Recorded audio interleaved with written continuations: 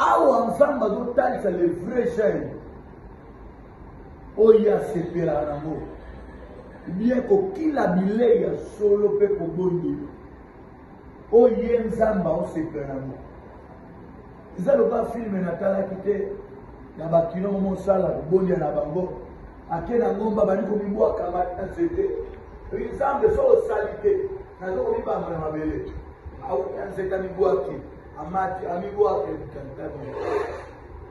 ye akasi eloko wana eko impressione nzambe eloko wana eko impressione nzambe te bandeko mpo nzambe ayoka priere na yo eza likambo te outa na nzete omibwaka na mabele bie eza likambo te obaluka na mabele outi likolo mpono ozorule kende kosala nzambe ayanola priere na ano. Mwana nzambe asolo akoki kobondela me pendant 5 minutes me pendant 10 minutes mpe nzambe alobi priere. Amen.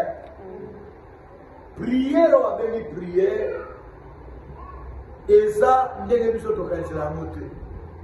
Mosu akanisi po yo ebanda po abeta maboko non. Mosu mpe akanisi po yo ebanda po aganga makasi non. Mosu mpe akanisi po yo ebanda nzambe il faut atutuka non. Loin de là. Ata kotutuka ata olobi na se ata nini mais togangaka makasi na kati ya assemblée pourquoi mpona distraction. Moto aza pene na yo azoloba yo ozoloba okoriske so oza concentré te okorepete maloba nde mwana tomataka ya mpe priere ya solo il faut la guider na Saint-Esprit.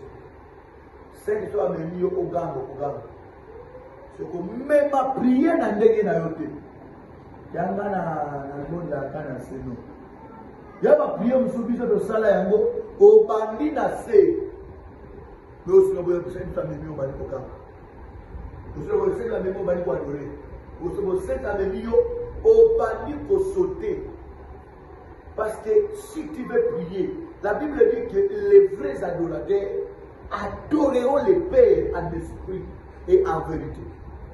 Basambeli ya solo bakosambela nzambe na solo pe na molimo.